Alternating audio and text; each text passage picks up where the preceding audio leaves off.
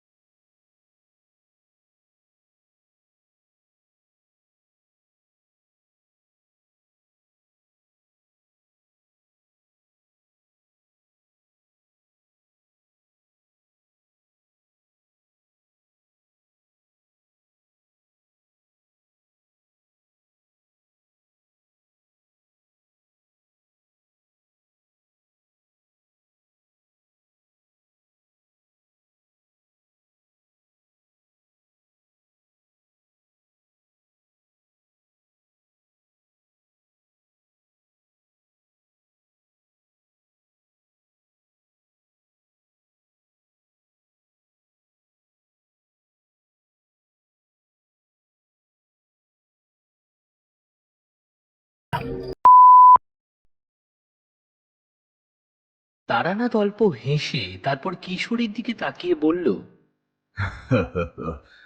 ও তোমরা বুঝবে না। সেরকম কোনো সময় তোমাদের জীবনে যখন আসবে, তখন বুঝতে পারবে বিপদ কাকে বলে। তোমরা তেমন কোনো সমস্যার মধ্যে পড়নি বলে বিপদের গভীরতা এখনো বুঝতে পারোনি। তোমাদের বিপদ হলো পার্থিব বিপদ।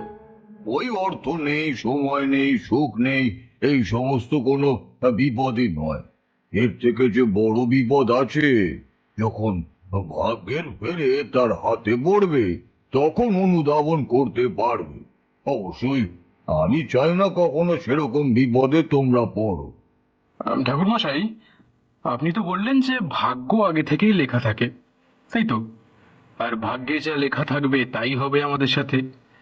আচ্ছা, ভাগ্য কি আমরা বদলাতে পারি? ভাগ্য আগে থেকেই লেখা থাকে। তোমাদের জন্মের আগে নির্ধারণ হয়ে যায়। তোমাদের মৃত্যু কখন হবে, কিভাবে হবে, এর সব কিছুই। তবে যদি তুমি জ্যোতিষ কিংবা অন্য কারোর কাছে হাত দেখাও, কিংবা তারা তোমার ভাগ্য একেবারে নির্ভুলভাবে বলে দেবে বলে দাবি করতে পারে, তাহলে কিন্তু তারা মিথ্যে কথা বলবে। সে কাজ তারা করতে পারবে না। আসলে তন্ত্র মন্ত্র জ্যোতিষ এই সমস্ত ক্ষমতায় যা করা সম্ভব তা হলো লক্ষণ প্রতিলক্ষণ সমস্ত দেখে তোমার আগাম বিপদ থেকে তোমায় সাবধান করে দেওয়া। কিন্তু তোমার জীবনে যা ঘটবে তা কিন্তু ঘটবে, তা বদলানো যায় না। মাঝে মাঝে তার প্রভাব সামান্য কমানো যেতে পারে, তাও কিন্তু খুব কমই দেখা যায়। তবে এই সমস্ত বাদ দিয়েও আরো অনেক কিছু হয়। তুমি যা কার্য করবে তার কারণের প্রভাব তোমার জীবনে পড়বে, তা কিন্তু ভাগ্যের সাথে লেখা থাকে না। তুমি ধরো রাস্তা দিয়ে যাচ্ছ, যেতে যেতে কোনো একটা কুকুর লেজে মারিয়ে দিলে, তখন কুকুরটা তোমার পিছু করবে, তোমায় কামড়াবে। সেটা কিন্তু তোমার ভাগ্যে লেখা নাও থাকতে পারে। তা তোমার কার্যকারণের উপর নির্ভর করে। আর ঠিক এই কারণেই অনেক মানুষ ভাগ্যে বিশ্বাস করে না। অথচ ভাগ্য আর কার্যকারণ দুই কিন্তু আমাদের জীবনে অনেকটা গুরুত্ব রাখে, বুঝলে? কিন্তু ঠাকুর মশাই, এই যে কার্য আর কারণের মধ্যে কোনটা ভাগ্য আর কোনটা আমাদের হাতে রয়েছে, তা আমরা বুঝবো কি করে? তা অনুধাবন করা অত সহজ নয়। আমি আমার জীবনে জানোই তো, কম কিছু দেখিনি, কম ক্ষমতা অর্জন করিনি। তবুও আমার পক্ষেও যে সমস্ত বোঝা খুব একটা সহজ নয়। তবে নিবিষ্ট মনে সবকিছু বিচার করতে বসলে তখন অন্তত আমি কিংবা যারা স্তরে অনেক উচ্চ পর্যায়ে রয়েছে তারা বুঝতে পারবে। তবে ওই যে বলেছি, প্রকৃতি যেমন কাজ করে তার কাজে বাধা দিতে নেই, তা দিলে তার ফল হবে উল্টো। তুমি প্রকৃতিকে একদিক দিয়ে আটকাবে, প্রকৃতি অন্য দিক দিয়ে তার কার্য সমাধান করে ফেলবে। তুমি তা বুঝতেও পারবে না, কোনটা কার্যকারণ আর কোনটা ভাগ্য। তুমি তা কখনোই আলাদা করতে পারবে না। তবে ভাগ্য ছোট ছোট ঘটনার উপর লেখা হয় না, তা লেখা হয়ে থাকে বৃহৎ জন্ম থেকে মৃত্যু পর্যন্ত। তোমার ভাগ্য লেখা হয়ে গেল, এবার তার উপর যা থাকবে বাকিটুকু তোমার কার্যকারণের উপর থাকবে। ঠাকুরমশাই, তথ্য কথা আর শুনতে চাই না। আপনার এই সমস্ত কথা যে সব বুঝতে পারি তাও ঠিক নয়। অনেক সময় অনেক কিছু বুঝতেও পারি না, তাই এসব থাক না। আপনি বরং আজ একটা গল্প শোনান আমাদের, যে গল্প শুনে যদি আমরা কিছু বুঝতে পারি। তোমাদের ধৈর্য বড়ই কম হে। তোমরা গল্প শুনে আনন্দ পেতে চাও, অথচ জীবনের সার ও সত্য অনুধাবন করতে চাও না, বুঝতেও চাও না। তবে তোমাদের দোষ নেই, তোমাদের বয়স কম, ছোকরা বয়স, এখন এসব হবে। জীবনের একটা পর্যায়ে এলে বুঝতে পারবে তোমরা এখন যা সত্যি বলে ভাবছো তা আসলে সত্যি নয়, তার সবটাই মিথ্যে আর সবটাই মায়া। দুনিয়াতে সবচেয়ে বড় সত্যি হলো মুক্তি, আর সবচেয়ে বড় মিথ্যে হলো মায়া। এই মায়া মুক্তি থেকে দূরে নিয়ে চলে যায়। এই যে দেখেছো, আবার বলতে বসলাম বলে তোমাদের মুখটা কেমন বেজার হয়ে গেল। তাহলে থাক, তোমাদের বরং একটা গল্প বলি, না হলে তোমাদের মনের আকাশের কালো মেঘ কাটবে না। দাঁড়াও একটু ভেবে নি। আমার জীবনে তো আর অলৌকিক ঘটনা কম ঘটেনি, কোনটা ছেড়ে কোনটা বলবো সেটা একটু ভাবি। তারানাথ চুপ করে ভাবতে বসলো। আজ সকালে যখন বাড়ি থেকে বেরিয়েছি তখন প্রতিদিনের মতো আকাশে মেঘ করে আছে। আসলে তারানাথের সাথে মেঘের একটা সম্পর্ক আছে। আর মেঘ বলি কেন, বৃষ্টির একটা সম্পর্ক আছে। তার বাড়িতে আসা কিংবা যাওয়ার সময় বৃষ্টি একবার হবেই, যদি না আকাশে একদম শুকনো রোদ দেখে বাড়ি থেকে বেরিয়েছি। সেদিন হয়তো তারানাথের বাড়ি থেকে ফেরার সময় ঝাঁপিয়ে বৃষ্টি, সে বাধ্য হয়ে ট্রামে উঠতে হয়েছে। আর সেসব কথা বলার অপেক্ষা রাখে না। আমরা চুপ করে বসে রইলাম। তারানাথ দুটো আঙুল দিয়ে কপালের ঠিক মাঝখানটা চেপে ধরে চোখ বন্ধ করে বসে রইল। আমি জানি এই সময় তারানাথ চুপ করে অতীতের কোনো একটা কথা ভেবে চলেছে, তাই কোনো কথা বলার এখন প্রয়োজন নেই। কিশোরী আর আমি একবার মুখ চাওয়াচাওয়ি করলাম। কিশোরী আস্তে আস্তে বলল, কাল অফিসে ছুটি রয়েছে বুঝলে, কালকে একবার তারানাথের কাছে আসবে নাকি? বাড়ি বসে তো সময় কাটবে না। কিশোরীর কথায় মনে পড়ল কাল আমারও ছুটি রয়েছে, তাই শুধু শুধু বাড়িতে বসে এই বিষয়ে আর গিন্নির সাথে গল্প করতে ভালো লাগে। তার চেয়ে বরং তারানাথের কাছেই আসা যাবে, একটা ভালো গল্পও শোনা যাবে। তাই ঘাড় নেড়ে কিশোরীর কথায় সায় দেওয়ার কিছুক্ষণের মধ্যেই তারানাথ চোখ খুলল। তারপর বলল, একটা কথা মনে পড়েছে, সেটাই বলবো তোমাকে। তবে তার আগে আমায় একটু ওই তোমাদের সিগারেটটা দাও দেখি। কিশোরী পাসিং শোয়ের প্যাকেট বার করে তারানাথের সামনে রাখতেই তারানাথ একটা সিগারেট তুলে নিয়ে তাতে অগ্নি সংযোগ করল। তারপর দুবার ধোঁয়া ছেড়ে বলল, তামাক খাওয়ার মজা অনেকদিন পাইনি বুঝলে। চারিমা আগে মাঝে মাঝে সেজে দিত, তার দু এক টান খেলেই মনটা ভরে যেত। এখন আর নিজের হাতে সেজে নিয়ে খেতে ভালো লাগে না, তবে একদিন খেতেই হবে। এই তোমাদের সিগারেট ভালো, কিন্তু সেই আমাদের সাথে আসে না। তারানাথ আরো কিছুক্ষণ ধোঁয়া ছাড়ার পর বলল, সে অনেকদিন আগের কথা। তখন একবার কি একটা কাজে বাড়ি ফিরে এসেছি। মাঝে মাঝেই আমি বাড়ি ফিরে আসতাম, তোমরা তো জানো। বাড়িতে মায়ের জন্য মন কেমন করছিল, কিংবা বলতে পারো অনেকদিন বাড়ি ফিরে আসা হয়নি, সেই ভেবেই বাড়ি ফিরে এলাম। তোমাদের যখন বাড়ির কথা বলি তখন সবসময় মায়ের কথাই বলি।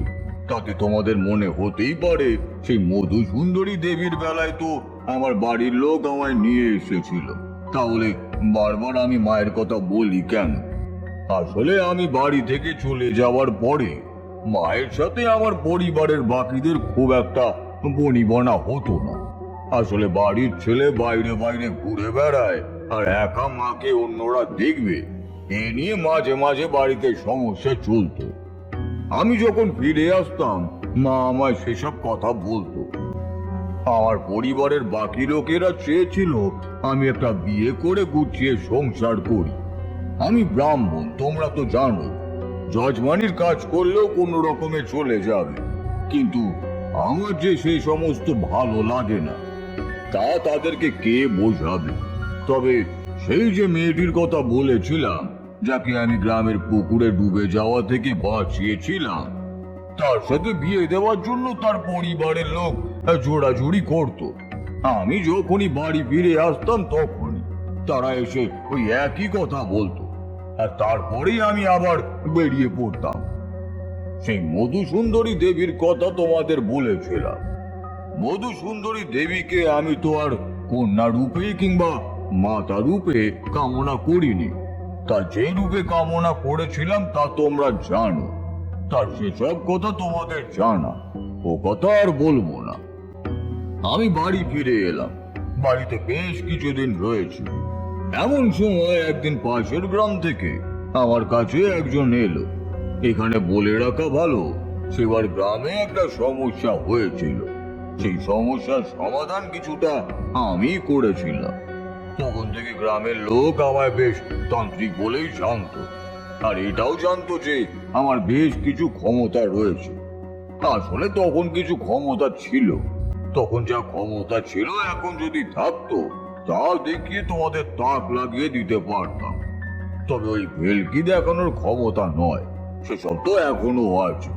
তখন যা জেনেছিলাম, যা শিখেছিলাম, তার সব কিছুই আমার রয়েছে। যে কোনো অসাধ্য কাজ আমি করে দিতে পারি। সেই কারণেই গ্রামে আমার সামান্য নাম ডাক হয়েছিল, আর সেই নাম ডাকেই পাশের গ্রাম পর্যন্ত পৌঁছে গিয়েছিল। আমি বাড়িতে ফিরে আসার কয়েকদিনের মধ্যেই আমার কাছে পাশের গ্রাম থেকে একজন এসে পৌঁছলো একদিন সন্ধ্যাবেলায়। আমি ঘরের দাওয়ায় বসে আকাশ পাতাল ভেবে চলেছি। মাঝে মাঝে ভাবছি কোথাও একটা বেরিয়ে পড়তে হবে।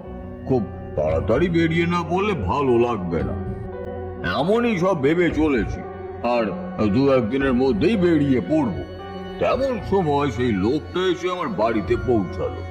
প্রথমে আমায় ডাকলো। আমি বাড়ি থেকে বেরোতেই কিন্তু অবাক হয়ে গেলাম। তোমরা জানো, শুভ অশুভ এই সমস্ত জিনিস আমি তখন খুব সহজেই বুঝতে পারতাম। এখন সেই ক্ষমতাটা একটু কমে এসেছে, কিন্তু তখন সেগুলো বুঝতে পারতাম। সেই লোকটা আমার বাড়ির উঠোনের মধ্যে দাঁড়িয়ে আছে, আর আমি দেখতে পাচ্ছি তার ঠিক পেছনে যেন একটা কালো ছায়া মূর্তি দাঁড়িয়ে আছে। ব্যাপারটা দেখার সঙ্গে সঙ্গে আমি লোকটার কপালের দিকে তাকাতে আরো একবার চমকে উঠলাম। কেমন যেন মনে হলো এর মাথার ওপরে মস্ত বিপদের খাড়া চলছে। সেই মুহূর্তে আমাকে কি করা উচিত তা আমি স্থির করতে পারলাম না। আমার দেহ বন্ধন করা থাকতো, কিন্তু বাড়ি বন্ধন করার কথা সে সময় খুব একটা ভাবতাম না, কারণ আমার বাড়িতে এসে আমার ক্ষতি করার মতো তেমন কোনো শক্তি চেষ্টা করবে না। আর তাছাড়া মধুসুন্দরী দেবীর আশীর্বাদ আমার উপরে রয়েছে। লোকটাকে দেখেই কিন্তু আমি ভয় পেলাম। তাকে ঘরের ভেতরে এসে বসতে বলতেই দেখতে পেলাম সেই কালো ছায়া মূর্তি বাড়ির বাইরে চলে গেল। লোকটা ঘরের ভেতরে এসে বসতেই হ্যারিকেনের আলোয় তার মুখটা ভালোভাবে দেখতে পেলাম।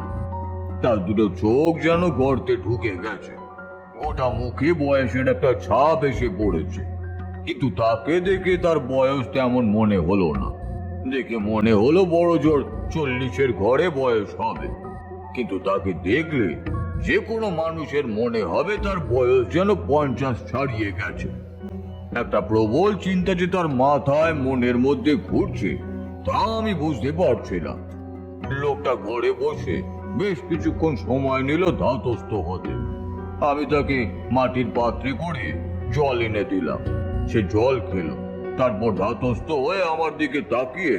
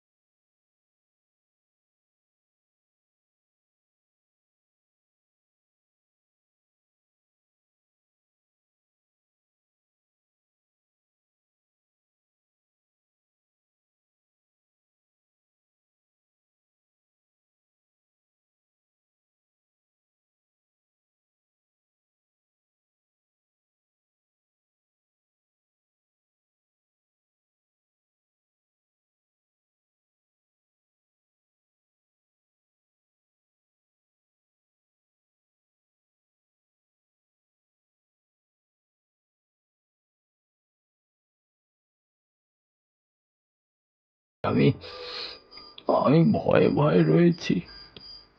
আর এখন তো বুঝতে পারছি এবার এবার আমার পালা।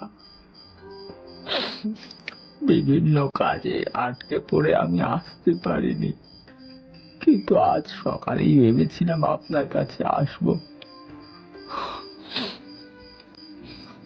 আর তাই চলে এলাম ঠাকুরমশাই। এবার এবার আপনি যদি আমায় এই বিপদ থেকে রক্ষা না করেন, তাহলে আসছে শনিবার আমারও এমন মৃত্যু ঘটবে। ঠাকুরমশাই, ঠাকুরমশাই আমায় রক্ষা করুন, ঠাকুরমশাই আমায় রক্ষা করুন। কথা বলতে বলতে নরহরি একেবারে আমার পায়ের কাছে এসে পড়ল। আমি তাকে তুলে ওঠালাম। পায়ে হাত দেওয়া আমি এমনিতেই পছন্দ করি না। তারপর আমি একটু ভেবে নিয়ে তাকে বললাম, আপনার বিপদ আমি নিজের চোখে দেখতে পেয়েছি, বুঝলেন। আপনি যখন আমার বাড়িতে এলেন তখন আপনার পেছনে একটা কালো ছায়া মূর্তিকে আমি দেখতে পেয়েছি। সে আপনার পেছনেই রয়েছে। তবে আপনি যখন বলছেন শনিবারই মৃত্যুগুলো ঘটছে, তাহলে শনিবারের আগে সে কিছুই করবে না। তাই আপনার আপাতত তেমন কোনো বিপদ নেই। তবে বাড়ি ফেরার সময় সামান্য সাবধানে থাকবেন। সমস্যা হলো সেই অশুভ শক্তি বোধহয় আপনাদের ওপর কোনো কারণে রুষ্ট হয়েছে। সেদিন আপনারা ওই গাছের কাছে গিয়েছিলেন, তাই না? আর তাই সে আপনাদের উপর এভাবে আক্রমণ করছে। আপনার বাড়ি আমি কাল সকালে একবার যাব। আজ রাতে গিয়ে আমি আপনার বাড়িতে কিছুই করতে পারবো না। আর আপনার বাড়িতে যাওয়াটাও প্রয়োজন। আর তাছাড়া সেই শ্মশানে সেই কাগজটাকে দেখার প্রয়োজনও আছে। তারপরেই আমি কিছু একটা করতে পারবো, আপনি চিন্তা করবেন না। এই কথা বলে এগিয়ে গিয়ে তার দেহ বন্ধন করে দিলাম। দেহ বন্ধন করা থাকলে এই রাতের বেলা বাড়ি ফিরতে তার খুব একটা অসুবিধা হবে না। সে হাত জোর করে আমায় নমস্কার করে চিন্তিত মুখে বাড়ি ফিরে গেল। তবে আমি বাড়ির বাইরে দরজার সামনে দাঁড়িয়ে দেখতে লাগলাম তার পেছনে। তবে আর কিন্তু সেই কালো ছায়াকে আমি দেখতে পেলাম না। পরদিন সকালে আমি তার বাড়ি গিয়ে পৌঁছলাম। আমার মনে হচ্ছিল এক্ষেত্রে যত দেরি করব তত তার ওপর বিপদ বাড়বে। যদিও শনিবারের আগে কিছু হবে না বলে আমারও মনে হয়েছিল, কারণ প্রতি শনিবার যখন একজন করে মারা গেছে, তাহলে সেই অশুভ শক্তি তার নিয়ম বদলে শনিবার ছাড়া অন্য দিন আক্রমণ করবে না। কিছু কিছু ক্ষেত্রে বিশেষ তিথি বার এগুলো গুরুত্বপূর্ণ হয়। আসলে তারা শনিবার দিন শ্মশানে গিয়ে সেই অশুভ শক্তিকে রুষ্ট করেছিল, তাই শনিবার দিন সে প্রতিশোধ নিচ্ছে। এমন একটা ভাবনা মনের মধ্যে নিয়ে পরদিন তার বাড়িতে গিয়ে পৌঁছে দেখলাম সে বাড়িতেই রয়েছে। সে আমায় যত্ন করে তার বাড়িতে দাওয়ায় বসালো। তারপর সামান্য কিছু খাওয়ার জন্য অনুরোধ করলো, কিন্তু আমি খেলাম না। কারণ এই বাড়িতে প্রবেশ করার পরেই আমি বুঝতে পেরেছিলাম এই বাড়ির চারপাশে কোনো একটা অশুভ শক্তি রয়েছে। এই দিনের বেলায় তাকে দেখা বা অনুভব করা না গেলেও আমার কেমন যেন একটা অদ্ভুত অনুভূতি সামান্য হচ্ছিল। আমি বুঝতে পারছিলাম সে ধীরে ধীরে নরহরির ওপরে আক্রমণ করার জন্য তৈরি করে নিচ্ছে নিজেকে। আমিও তৈরি হয়েই গেছিলাম। প্রথমে গোটা বাড়িটা আমি বন্ধন করে দিলাম। তারপর নরহরির সাথে বাড়ি থেকে বেরিয়ে সেই শ্মশানের উদ্দেশ্যে চলতে লাগলাম। গ্রামের কয়েকজন আমাদের সঙ্গে এলো, কারণ এই সমস্ত কার্যকর্ম দেখতে সবাই খুব ভালোবাসে। আর তাছাড়া গোটা গ্রামে একটা মৃত্যু হাওয়া ছড়িয়ে পড়েছিল এর মধ্যে। তাই আমরা যখন শ্মশানে গিয়ে পৌঁছলাম তখন বেশ কয়েকজন জড়ো হয়ে গেছে। শ্মশানে গিয়ে কিন্তু সেই ডোমের সাথে দেখা হলো। আর আমি বুঝতে পারলাম একে আমি এর আগেও কোথাও দেখেছি। সে আমায় দেখতে পেয়ে আমার সামনে হাত জোর করে দাঁড়ালো। আরে ঠাকুরমশাই, আপনি আপনি এখানে কি মনে করে? মাসখানেক আগে এই শ্মশানে মরা পোড়াতে এসে এই শ্মশানের গাছে কয়েকজন একটা অদ্ভুত দৃশ্য দেখেছিল।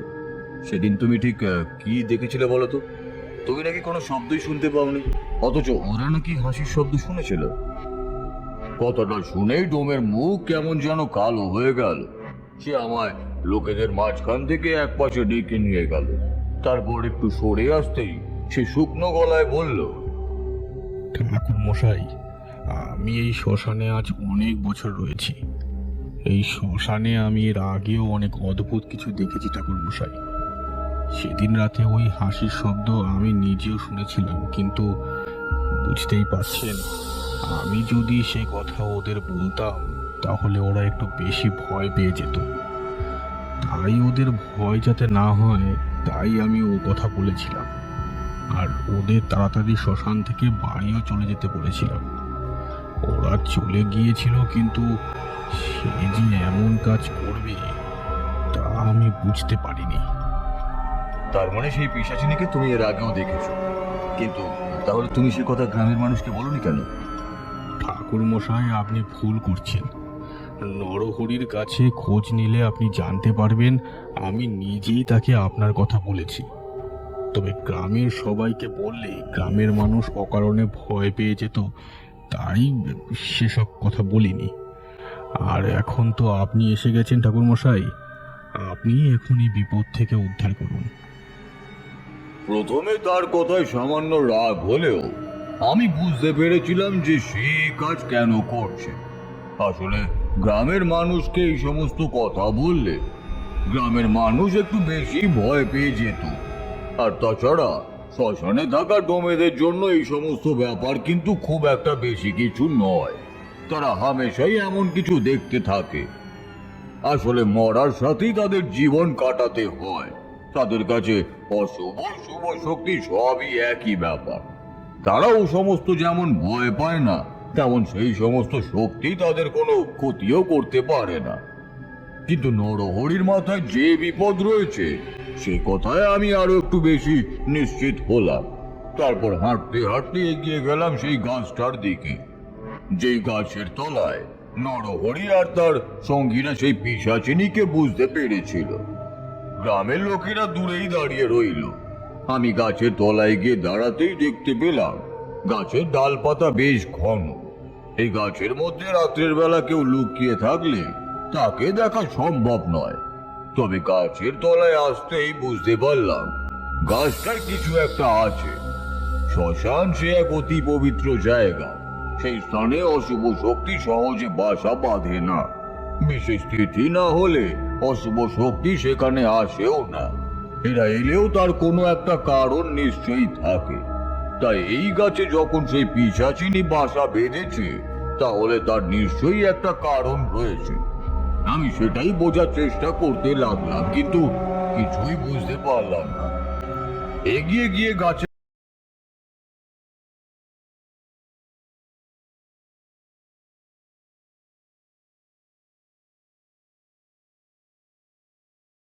মাসখানেক হয়ে গেছে। মনে মনে একটা ধারণা করে নিয়ে বুঝতে পারলাম দিনের আলোয় আমি এখানে কিছুই করতে পারবো না। এখানে সেই পিশাচিনীর মোকাবিলা করতে হলে আমায় আসতে হবে রাতের বেলা। তাহলে বাকি সময়টা আমি নরহরির বাড়িতেই কাটিয়ে দিই। এমন ভেবে নিয়েই নরহরির সামনে গিয়ে বললাম, এই সময় কিছুই করা যাবে না, চলুন আপনার বাড়িতে বিকেল পর্যন্ত অপেক্ষা করি, তারপর সন্ধেবেলা না হয় এখানে আসবো। তাছাড়া আমার বেশ কয়েকটা উপকরণও লাগবে, সেগুলো আমি আপনাকে লিখে দিচ্ছি, আপনি জোগাড় করে নিন। বাকি যা লাগবে তার সমস্ত কিছুই আমার কাছে আছে। গ্রামের লোকেদের মধ্যে আবার চাঞ্চল্য দেখা গেল। আর সন্ধ্যায় যে কিছু একটা হবে তা বুঝতে পেরে তারা উন্মুখ হয়ে রইল। তাছাড়া গ্রামে পর পর 3 জনের মৃত্যু হয়েছে, সে ব্যাপারটাও কম কিছু নয়। এই বিপদ থেকে উদ্ধার না পেতে পারলে রাতের বেলা তারা নিশ্চিন্তে থাকতে পারবে না, বিশেষ করে শনিবারের রাত্রে। আমার লিখে দেওয়া তালিকা অনুযায়ী নরহরি সবকিছু আমায় জোগাড় করে দিল। তারপর সন্ধ্যের একটু পরে আমি নরহরি আর গ্রামের আরো কয়েকজন মিলে সেই শ্মশানে গিয়ে উপস্থিত হলাম। আমাদের দেখে ডোম নিজেও এলো। তারানাথ এতটা বলে চুপ করতেই কিশোরী বলে উঠল, ঠাকুরমশাই, সবই বুঝতে পারছি, কিন্তু শ্মশানে বসে কি আপনি ওই ক্রিয়া করতে পারবেন? আপনি তো বলেছিলেন যে কোন কোন স্থানের আলাদা আলাদা মাহাত্ম্য থাকে, আর শ্মশান নাকি অতি পবিত্র জায়গা। সেখানে বসে কি এই সমস্ত কাজ, এই সমস্ত ক্রিয়াকলাপ কি করা সম্ভব? সেই গাছটা আসলে ঠিক শ্মশানের মধ্যে নয়। আসলে শ্মশান এখন যেমন একটা নির্দিষ্ট জায়গা নিয়ে হয়ে যায়, গ্রামের দিকে তখন কিন্তু শ্মশানের কোনো নির্দিষ্ট জায়গা ছিল না। মনে করো একটা চালা ঘর রয়েছে, তার পাশেই মরা পোড়ানো হয়, আর বাকি গোটা জায়গা ফাঁকা। এখানে ওখানে গাছ রয়েছে, সামনের ধারে কোনো নদী কিংবা জঙ্গল রয়েছে। গোটা জায়গাটাই শ্মশানের মধ্যেই পড়ে, আবার শ্মশানের বাইরেও পড়ে। সেই গাছটা তেমনই শ্মশান থেকে সামান্য বাইরের দিকেই ছিল। আশেপাশে তেমন কোনো বড় গাছ না থাকায় সেই শ্মশানের আসা শ্মশান যাত্রীরা গাছের তলায় গিয়েই বসতো, এমনটা হতে পারে। সে যাই হোক, শ্মশানের মধ্যে গিয়ে বসতেই আমি আমার ক্রিয়া শুরু করলাম। সেই গাছের তলায় প্রথমে যজ্ঞের আগুন জ্বালানোর জন্য উপকরণ তৈরি করলাম। তারপর সেই আগুন জ্বলে উঠতেই গাছের সামনে বসেই শুরু করলাম মন্ত্র উচ্চারণ। মন্ত্র উচ্চারণ করতেই আমি বুঝতে পারছিলাম এই গাছের মধ্যে অশুভ শক্তির প্রভাব বেড়েছে। রাতের বেলা সেই অশুভ শক্তি গাছের মধ্যে এসে আশ্রয় নেয়। আমি মন্ত্র উচ্চারণ করে আমার ক্রিয়া শুরু করার বেশ কিছুক্ষণের মধ্যেই গাছের ওপর থেকে খচমচ শব্দ আসতে লাগলো। এতক্ষণ ধরে যারা আমার আশেপাশে ছিল তারা ভয় পেয়ে একটু পিছিয়ে গেল, নরহরিও পিছিয়ে গেল। ডং কিন্তু আমার একটু কাছে এসে বসলো, তার মনে তেমন ভয় ডর নেই। একটু পরেই গাছের ওপর থেকে একটা ডাল ভেঙে পড়ল। আমি মনে মনে প্রমাদ করলাম সেই ডাল যদি আমার মাথায় এসে ভেঙে পড়ে তাহলেই হয়েছে। তাই কড়া গলায় একবার প্রশ্ন করলাম, কে ওখানে? কে এসেছিস? গাছের ওপর থেকে কিন্তু কোনো শব্দ ভেসে এলো না, তার বদলে ভেসে এলো একটা হট্ট হাসি।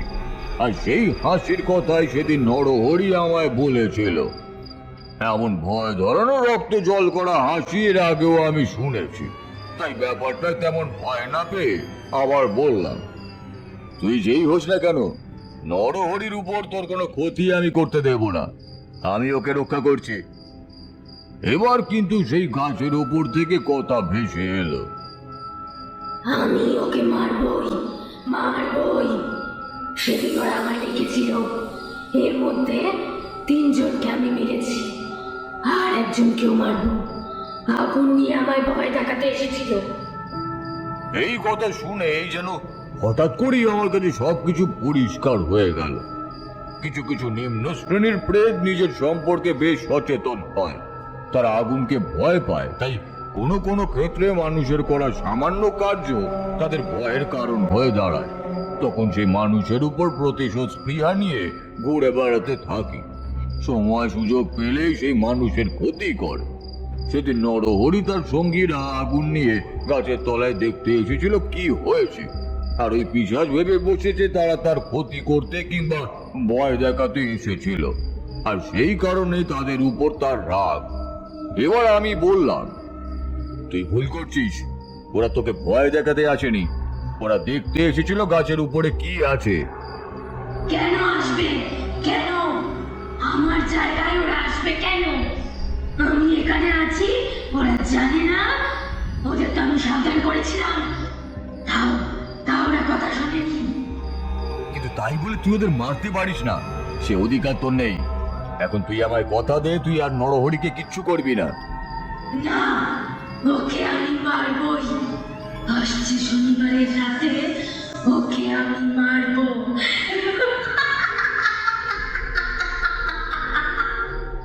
কথাটা বলে সেই পিশাচিনী আরো একবার হা হা করে হেসে উঠল। আমি বুঝতে পারলাম এভাবে হবে না, তাই মনে মনে মধু সুন্দরী দেবীর নাম করে নিয়ে আমার ক্রিয়া শেষ করলাম। তারপর সেই যজ্ঞের ছাই তুলে নিয়ে গিয়ে গাছের চারিদিকে গোল করে গন্ডি করে দিলাম। তারপর সেই ছাইয়ের সাথে আর একটা গুপ্ত জিনিস মিশিয়ে সেই গাছের দিকে ছুঁড়ে দিতেই ওপর থেকে এবার চিৎকার ভেসে এলো, আমায় দাঁড়াতে পারবি না, পারবি না আমায় দাঁড়াতে। সে আমায় ভয় দেখানোর চেষ্টা করতে লাগলো, কিন্তু তার কথায় আগেকার মতো আর জোর নেই। সে যেন প্রবল কষ্ট পাচ্ছে, এমন ভাবে চিৎকার করছে আর চিৎকার করতে করতেই বলছে, চলে যা, চলে যা তোরা এখান থেকে, চলে যা। না, যাব না। আগে তুই কথা দে তুই নরহরির কোনো ক্ষতি করবি না, তারপর আমরা এখান থেকে চলে যাব। ও ভুল করে তোর আক্রোশের কারণ হয়েছে, এখন তুই ওকে ছেড়ে দে, তাহলেই আমরা চলে যাচ্ছি। না হলে কিন্তু তোর কি ব্যবস্থা করতে হবে আমি তা জানি। বেশ কিছুক্ষণ উপর থেকে কোনো কথা ভেসে আসছে না দেখে আমি আবার সেই ছাই গাছের গায়ে ছুঁড়ে মারলাম। আবার সেই আগের মতো চিৎকার আর তার সাথে কথা ভেসে এলো। যাবো না, যাবো না। ওর ঘাড় ভাঙতে না পারলে আমার শান্তি নেই। আমি যাবো না এখান থেকে। এবার আমি বুঝতে পারলাম এই পিশাচিনী সোজা কথা শুনতে চাইছে না, তাই আমায় বাঁকা পথ ধরতেই হলো। আমি যজ্ঞের আগুনের পাশ থেকে পাটকাঠিতে করে আগুন জ্বালিয়ে এনে গাছের চারিদিকে ঘুরতে ঘুরতে পাটকাঠির ধোঁয়া দিতে লাগলাম। আর একটু পরই গাছের উপর থেকে চিৎকার ভেসে এলো, যেন তার গোটা শরীর জ্বলে পুড়ে যাচ্ছে। কিন্তু আমি আগে থেকেই গাছের চারপাশ বন্ধন করে রেখেছিলাম, তাই সে পালাতেও পারছে না। এক সময় বাধ্য হয়ে সে বলল, ঠিক আছে, ঠিক আছে, ছেড়ে দেবো, ছেড়ে দেবো। কিন্তু কথা দিতে হবে, আমার এই গাছের তলায় রাতের বেলা, বিশেষ করে শনিবার রাতের বেলা কেউ আসবে না। আমি বুঝতে পারলাম তার সময় আসন্ন হয়েছে, তবুও মনে হলো তার কথা রাখার দরকার, তাই বললাম, ঠিক আছে, শনিবার রাতেই গাছের তলায় কেউ আসবে না, কিন্তু তুই আর কাউকে ভয় দেখাতে পারবি না। তুই একটা কাটা হাত ছুঁড়ে ওদের ভয় দেখিয়েছিলি, সেই কাজও কিন্তু করতে পারবি না। ঠিক আছে, ঠিক আছে, করবো না, করবো না। এখন ছেড়ে দে আমায়। আমি সেখান থেকে ফিরে নরহরির সামনে গিয়ে দাঁড়িয়ে বললাম, আপনারা সেদিন মশালের আগুন নিয়ে কৌতূহলবশত ওই পিশাচিনীকে দেখার চেষ্টা করেছিলেন, আর আমার মনে হয় আপনারা সামান্য দেখতেও পেয়েছিলেন, আর সেই কারণেই ওই পিশাচিনী আপনাদের উপর রুষ্ট হয়েছে। তবে এবার সে আপনাদের আর কোনো ক্ষতি করবে না। সে যখন কথা দিয়েছে তখন সে তার কথা রাখবে, আপনি নিশ্চিন্তে থাকুন। নরহরির চোখের কোণে জল দেখা গেল। সেখানে উপস্থিত সবাই আমাকে সাধুবাদ জানালো। তারপর সেদিন রাত্রে আমি নরহরির বাড়িতে বিশ্রাম নিয়ে পরদিন সকালে গ্রামে ফিরে এলাম। গোটা রাত একরকম নরহরির সাথে কথা বলতে বলতেই কেটে গেল।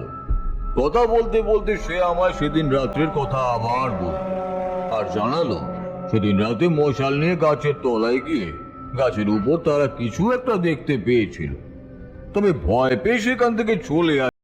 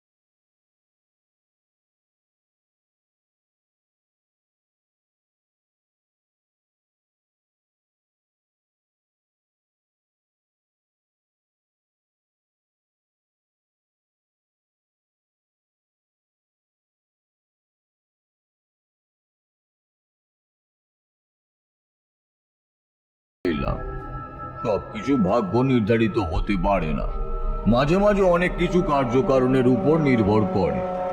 এই তিনজনের মৃত্যুটা ভাগ্যের জন্য নাকি কার্যকারণের?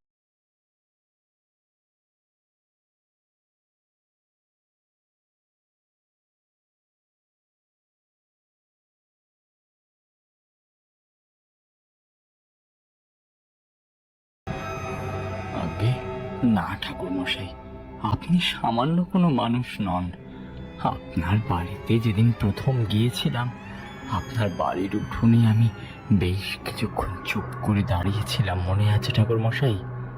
আপনার দিকে যখন প্রথম তাকাই তখন কেমন একটা অদ্ভুত অনুভূতি মনের মধ্যে হয়েছিল। তার আগে পর্যন্ত গোটা পথ আমার মনে একটা ভয় ছিল। কেমন যেন মনে হচ্ছিল আজ রাতে হয়তো আমি বাড়ি ফিরতে পারবো না। কিন্তু আপনাকে দেখার পরেই কেমন যেন মনের ভাব বদলে এসেছিল। মনে হয়েছিল আপনি আমায় বাঁচাতে পারবেন। আপনাকে দেখার পরেই মনের মধ্যে যে জোর পেয়েছিলাম, সেই জোর পেয়েই কিন্তু আমি আপনাকে সবটা খুলে বলতে পেরেছিলাম। আপনি সামান্য মানুষ নন ঠাকুর মশাই, আপনি সামান্য মানুষ নন। নরহরি আরো অনেক কিছুই বলেছিল, তবে সেসব কথা বলার মতো কিছুই নেই। এবার তোমরা বুঝতে পারলে আমাদের ভাগ্য নির্ধারিত সবকিছু হয় না। কিছু কিছু ঘটনা আমাদের কার্যকারণ নির্ধারিত হয়, সেগুলো সব দায় আমাদের। অথচ আমরা ভেবে বসি সবকিছুই ভাগ্যের জন্য হচ্ছে। আসলে কোনটা কি কারণে হচ্ছে তা আমরা সহজে বুঝতে পারি না। তারানাথ চুপ করতেই আমরা ভাবলাম গল্প শেষ হয়েছে, কিন্তু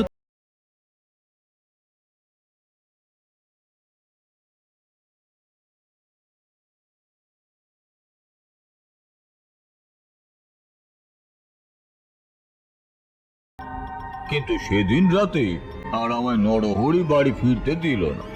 পরদিন সকালে আমায় খানিকটা এগিয়ে দিল, কিন্তু এগিয়ে দেওয়ার সময় তার কপালের দিকে তাকিয়ে কিন্তু আমি আবার চমকে উঠলাম। আমার মনে হয়েছিল গোটা ব্যাপারটা ভালোভাবে মিটে যাওয়ায় তার মাথার উপর যে বিপদ ছিল সেটা কেটে গেছে। কিন্তু এবার অবাক হয়ে বুঝতে পারলাম তার বিপদ কেটে গেলেও তার মৃত্যু যোগ রয়েছে। কোনো একটা কারণে তার মৃত্যু যোগ কাটেনি। ব্যাপারটা আমি ভালোভাবে বুঝতে পারছিলাম না। আসলে সবকিছু জলের মতো সহজ করে বোঝা যায় না, সবকিছুই লক্ষণ উপলক্ষণের উপর। তবে ব্যাপারটা নরহরিকে বললাম না, শুধু শুধু তাকে বললে সে ভয় পাবে। তবে মনের মধ্যে ব্যাপারটা খচখচ করতে লাগলো। তাই বাড়ি ফিরে কিন্তু আমি আর বেরিয়ে পড়লাম না, অপেক্ষা করতে লাগলাম। বেশ কিছুদিন পরে আমার বাড়িতে হঠাৎ সেই ডোম এসে উপস্থিত। সেদিন যে শ্মশানের ডোমের কথা বলেছিলাম, সেই ডোম আমার বাড়িতে এলো। আমি তাকে দেখে সামান্য চমকে উঠলাম। দেখে মনে হলো সে কোনো একটা খবর নিয়ে এসেছে আমার জন্য। তার সাথে কথা বলতে বলতে জানতে পারলাম নরহরি নাকি মারা গেছে।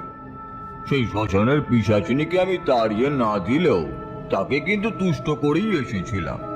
নরহরির ওপর তার আক্রমণ করার কথা নয়, সেই ব্যাপারটা ভালো করে জানার জন্য বললাম।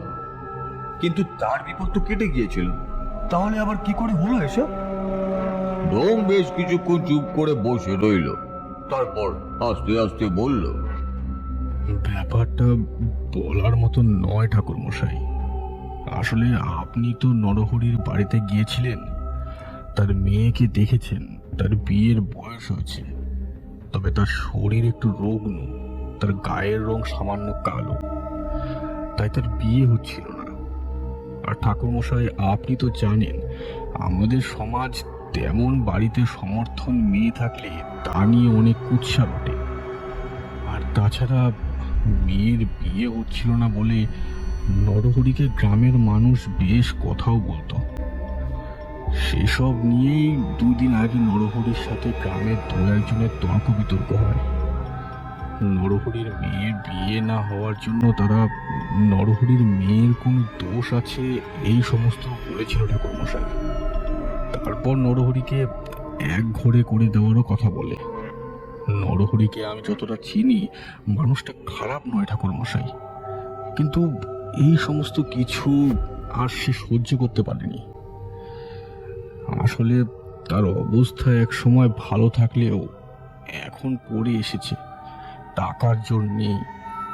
আর তাই থাকতে না পেরে ঠাকুর মশাই। ডোম আর আমায় কিছুই বলতে পারলো না, তার মাথা নেমে এলো। আমি বুঝতে পারছিলাম আসলে কি হয়েছে।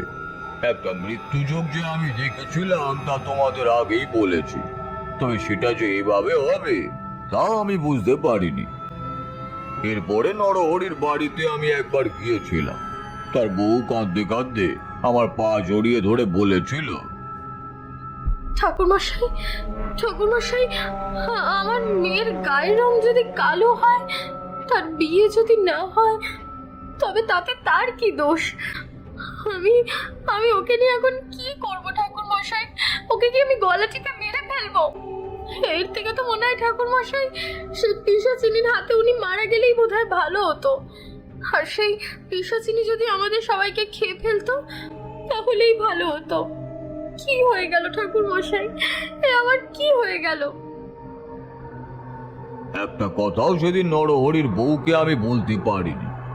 মনে মনে নিজের উপর প্রচন্ড রাগ হচ্ছিল, কিন্তু কেন হচ্ছিল তা বোঝাতে পারবো না। সেই পিশাচিনীর হাত থেকে আমি নরহরিকে বাঁচিয়ে দিতে তো পেরেছিলাম, কিন্তু আরো এক পিশাচের হাত থেকে তাকে বাঁচাতে পারিনি। সে পিশাচের নাম কি তোমরা জানো? সে পিশাচ আজ হলো সমাজ। যে সমাজ মানুষকে নিজের মতো করে ভালো থাকতে দেয় না।